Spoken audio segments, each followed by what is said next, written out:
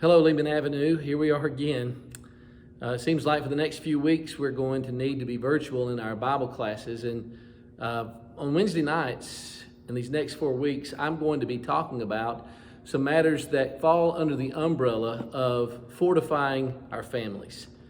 Our family has really been under assault this year in various ways, whether you're in the stage of life that Kathy and I are in with our children already grown and on their own, but we're still concerned about them and the things that they're going through as adults. But many of you have your children at home and you've had their lives disrupted.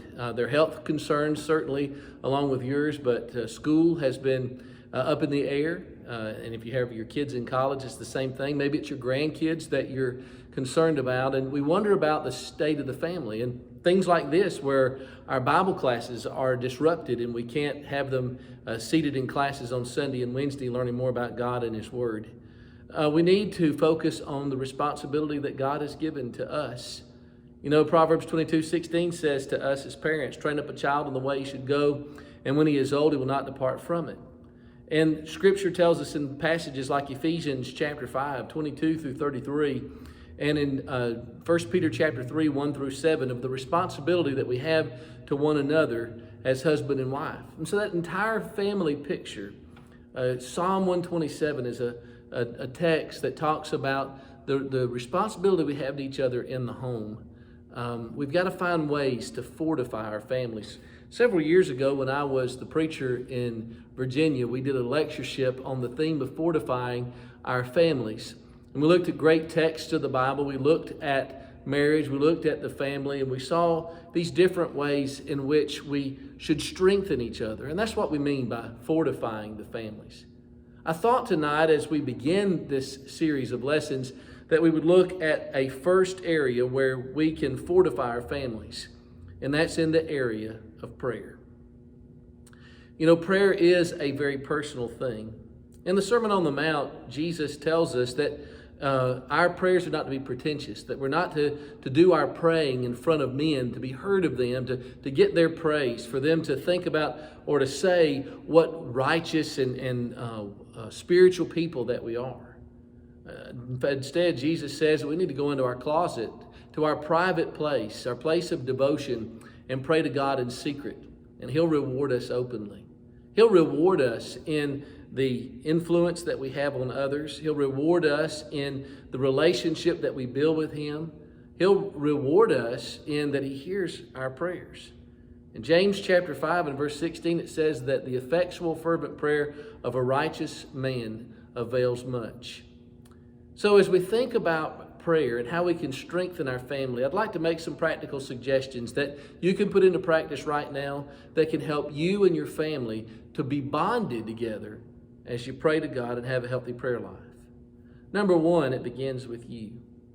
Do you have a time set aside every day where you can have a lengthy period of time? And by lengthy, I mean 3, 4, 5 minutes at least, where you can pause from the activities of your day, away from the distractions of it all, and go to God in prayer. You need to have that as a staple part of your life. And I think you'll find as you carve out time every day that it will grow your dependency upon God. It'll help you to see how great God is and how much that you need Him. We need to be faithful people of prayer. In 1 Thessalonians 5 and verse 17, when the Apostle Paul says to pray without ceasing, perhaps you've had it taught to you before that this doesn't mean that there's got to be a prayer in our heart or on our lips at all times, but do you, on a regular basis, do you frequently, is it your custom to pray? One of our realtors that we had through the years, a man in Virginia, not a member of the Lord's church, but a religious man, told us that every once in a while there would be a day, a morning, where he had not prayed. And he said, I could feel the effects of that all day long. But if we're not people of prayer, if it's not a habit of our lives, then it probably doesn't have that kind of impact on us. And we don't realize our need of God, and we don't express that to Him.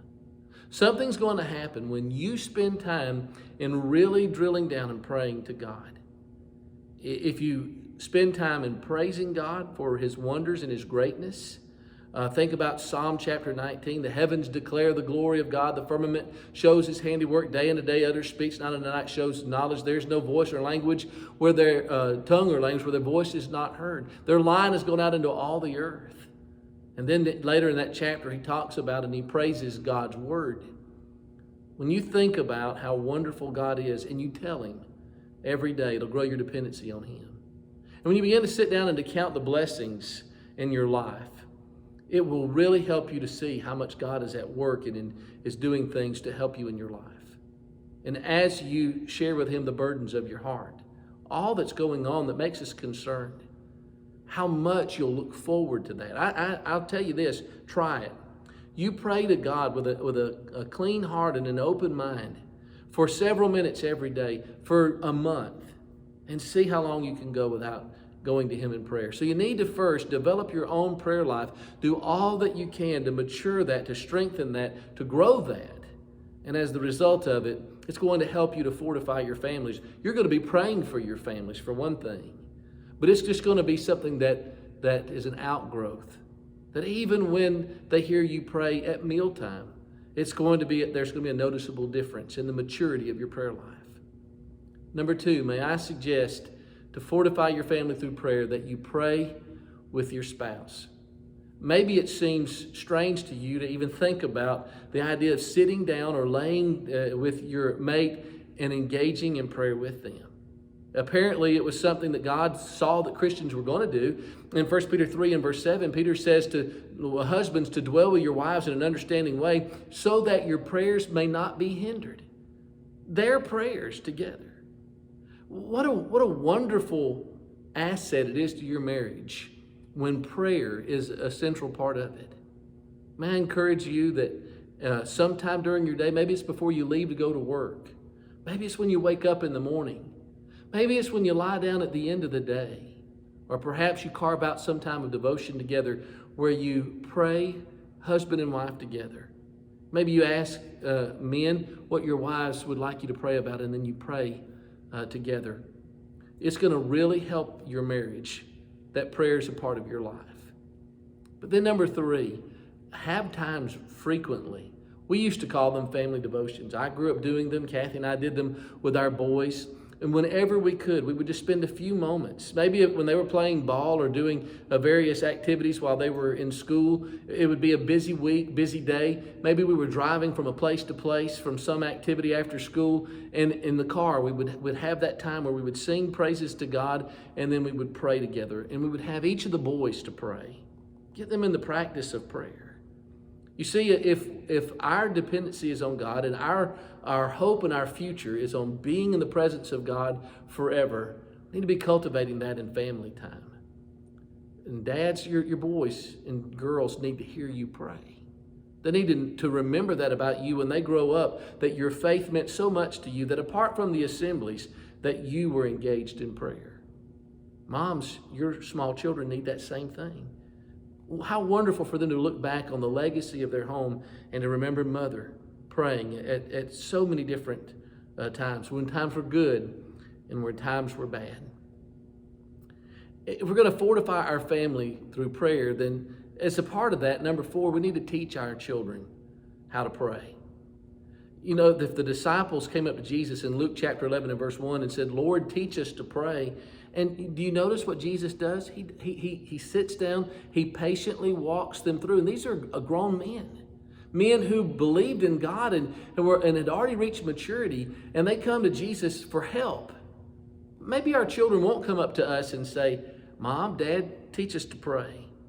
We need to be proactive in that. Sit them down, whether it's in their beds, certainly not just at mealtime, but those moments where we show them what a dependent life in God, what a strong Christian life is all about. You know, if they realize that prayer is important to us and that any major decision that's going to take place, we're going to go to God, that's going to live in them. When I look at the characters of the Bible, I see that some of the strongest people are people of prayer. I think about Job, and before he has his calamities in Job chapter 1 and Job chapter 2, it tells us that this upright man who turned away from evil, who was a man with a great relationship with God, he prayed. He prayed for his children. He was so concerned about their spiritual state. I think about David, the man after God's own heart. Open up the book of Psalms and see how many times and in how many ways David prostrates himself in praying to God. He prayed to God when he sinned. He prayed to God when things were going great and acknowledged him and gave him thanks. For victories in the face of defeat, David was always going to God.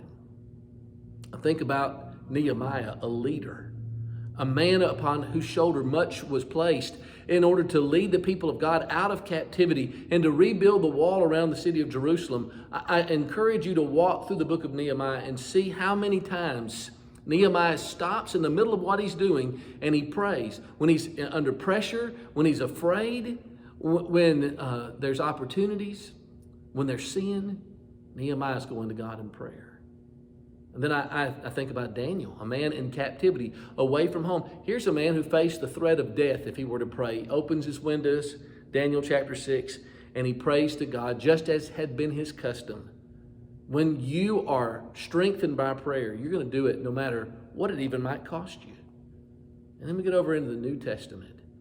Before we get to, of course, the obvious example, what about the Apostle Paul? He writes prayers throughout almost all of his letters in the New Testament. We see how frequently his mind was turned to prayer. But then there's Jesus, the perfect Son of God. He prayed on so many important occasions. He prayed before he chose his apostles. He needed direction to know what he was going to do. He prayed before he faced temptation in Matthew chapter 4. He prayed before he sent his disciples out on the limited commission. He prayed when the people were adoring him and praising him in the early part of his ministry. And of course, he prayed when there were challenges to come. And certainly he prayed before he went to the cross. He prayed when he was facing that moment where it was time for him to fulfill the mission of why he came to this earth. And Hebrews 5 and verse 7 says, with strong crying and tears, he prayed to the one that was able to save him from death. And he was heard in that he feared, even though God did not choose in his sovereignty to spare him from the pain of the cross. When we look at Jesus, he prayed all night long. He got up early in the morning to pray. He went up into the mountains to pray. He withdrew alone to pray. Jesus was a person of prayer. And what does 1 Peter 2:21 tell us about Jesus? In that context, it's about suffering, but by application, it applies to everything. For even hereunto were you called, that like as Christ suffered for us, leaving us an example that we should follow in his steps. 1 Peter 2:21. If you want to have a strong family, and I think all of us do, I mean, we don't want to see our family 10, 15 years from now pulled apart and torn apart by this life and all that's inevitable to happen while we're in this vale of tears. If we want strong families who can endure no matter what, then we want to put in place whatever it takes to make sure that happens. And among all the things that we can do, one of the most fundamental is to pray. Paul says, be anxious for nothing, but in everything by prayer and supplication with thanksgiving, let your requests be made known unto God. Philippians chapter 4 and verse 6. It's never a wrong time to stop and to pray. You will benefit from it. It will help your marriage. It will help your parenting. Young people, it will help you in your relationship with your parents. It paves the road for the future. It helps you to overcome the past. It'll help you to cope with the present. God gave us this as one of two ways to establish communication. This is the way we get to speak and talk to God. There's no way you can have a close relationship with anybody that you only talk to once or twice a week. Really, even once a day. So let's take to heart what Paul and others encourages us to do, and let's be frequent people of prayer. It will strengthen our families. And as our family gets stronger, you know what that helps us to do?